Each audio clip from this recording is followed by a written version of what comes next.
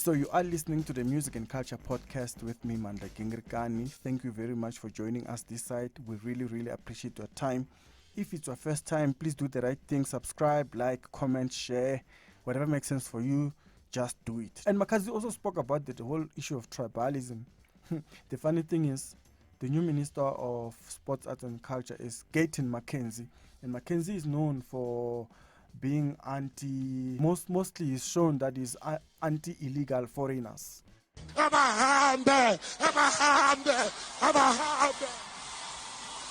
So it's funny that the new Minister of Sports, Arts and Culture is Makadzi, who has shown a lot of distaste or dislike for illegal foreigners or foreigners. Sometimes it does sound like foreigners, but then it also sounds like illegal foreigners. And Makadzi says, no, actually we are one. We must not allow anyone to divide us, to make us hate each other, because we don't. There's no tribalism. Tribalism only exists in those positions up there. This makes me to believe that there is a tribalism in South Africa. And the tribalism is not happening because of us as citizens, because of the bosses that have power. Us as South Africans, we love each other. Like I said, my music is being played in the KZN, Mpumalanga, Northwest, Mafikeng, everywhere they're playing my music. Because of us, we are not fighting. We love each other. We love music. We support hits. It doesn't matter whether it's coming from Venda, it's coming from KwaZulu-Natal. In Venda, we dance to drum music. We dance to Maskandi. We dance to Ebarking, Botswana cultural dance. We love each other. But people who have power, they must not make us fight, and they must not make us to believe that there is tribalism. There is no tribalism. But people have power, they have to create tribalism because of they choose not to support me, but to support other artists. And I didn't want to say that. And she's right. Because most of the time, these politicians come here and make statements to charge you guys, to charge everyone so that they can get votes, so that they can sound popular. All these things they say that are popular, so that, you know, they say all these statements to be popular so that they can get votes. And they got votes. Now they're in government. It's a different thing to say some popular thing and now having to act on it. But now it's disappointing to be seeing the Department of Sports, Arts and Culture releasing these kind of statements. They were not supposed to be releasing these statements like this. They probably were supposed to deal with the superfan issue on the side. If they felt there was a need to deal with the Makadzi issue, because I don't think there was a need for them to release a statement the way they did it. I feel like they could have done it differently, but the way they did it was careless, it was immature, it was overexcitement. I don't know if there's such a word.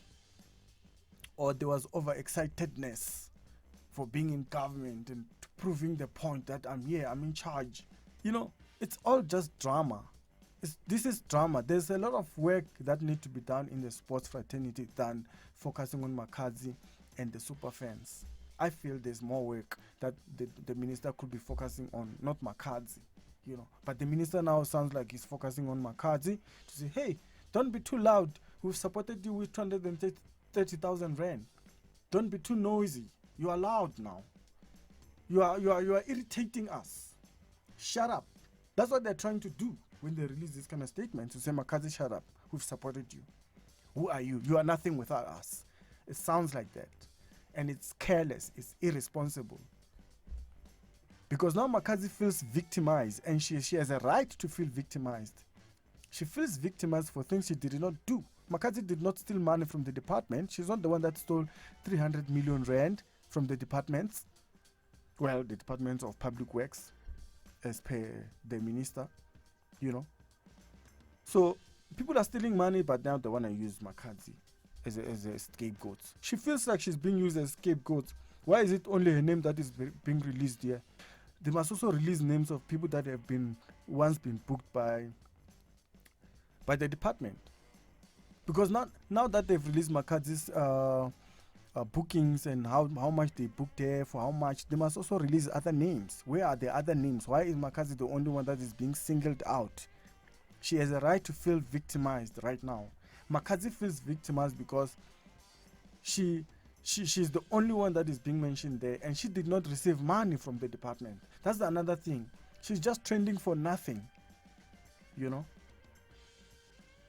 it's irresponsible to write these kind of letters like this. I feel like this letter could have been written to talk about the superfan issue, not Makadzi. Makadzi was not even an issue to be dealt with, because Makadzi never went public to complain to the government or about the government. Makadzi never went out public to go and complain. Makadzi never went public to go and complain to anyone to say, the government did not fund me, I didn't get support from the government. No, she said, I went to borrow money so that I can travel. She was speaking for herself. That's what she says. She says, I'm speaking for myself. You know, Makadzi is speaking for herself.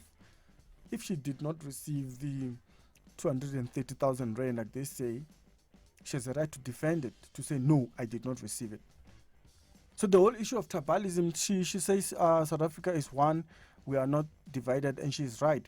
Because most of the time, you find that politicians use our nationalities, our languages, our ethnicities, our social statuses, the color of our skins, to popularize themselves, to sound relevant, so that they can get the support they want, to sound popular.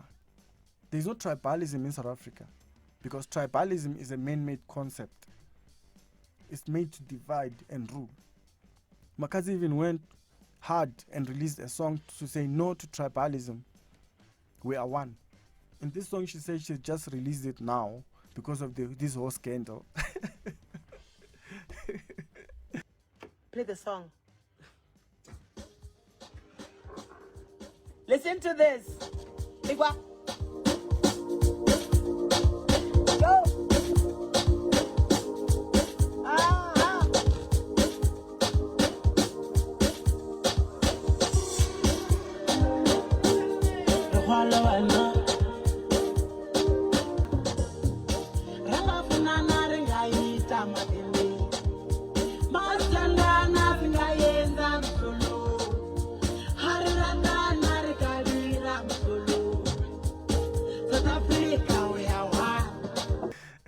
As much as this is so upsetting, the fact that she released a song about this whole issue is interesting. Maybe we can talk about it in a different segment.